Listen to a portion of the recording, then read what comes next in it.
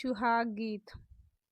बरहा बरिसवा के दुल्हे कावन रम, अरे बाबा आगे रुदना पसारई रे लालनवा। दुआरे से उठले बाबा कावन रम, अरे झारी पोछी गोदिया उठावई रे लालनवा। अपने मैलल नाके लुढ़की गढ़ऊ बैयर, सोने मौरा रचबई बियाह रे ललनवा। अरे सोने मौरा रचबई बियाह रे ललनवा। बरहा बरिसवा के दुल्हे कावन रम, अरे पापा आगे पौआ पखारई रे लालनवा। दुआरे से उठले पापा कावन रम, अरे झारी पोछी गोदिया उठावई रे लालनवा। अपने मैलल नाके लुढ़की गढ़ऊ बैयर, सोने मौरा रचबई बियाह रे लालनवा। दुआरे घरमा से निकली दादी कावन देयर, झारी पोछी गोदिया दुलारई रे लालनवा। अपने मैलल नाके लुढ़की गढ़ऊ बैयर, सोने मौरा रचबई बियाह रे लालनवा। अरे सोने मौरा रचबई बियाह रे लालनवा। घरमा से निकली मम्मी कावनी देयर, झारी पोछी गोदिया उठावई रे लालनवा।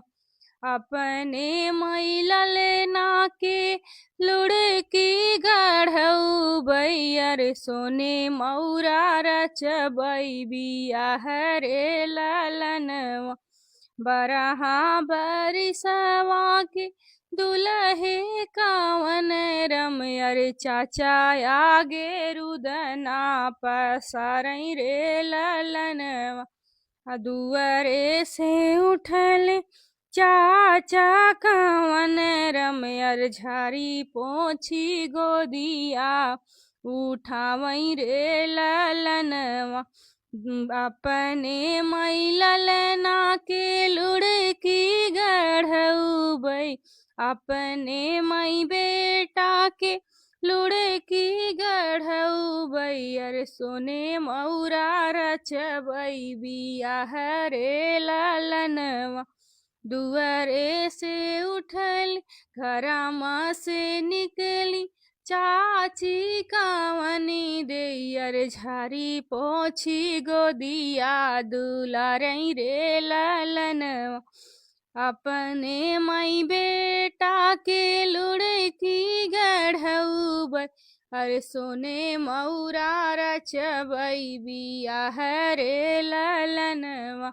दुआरे से उठले भैया हो कावन रम, अरे झारी पोछी गोदिया उठावई रे लालनवा।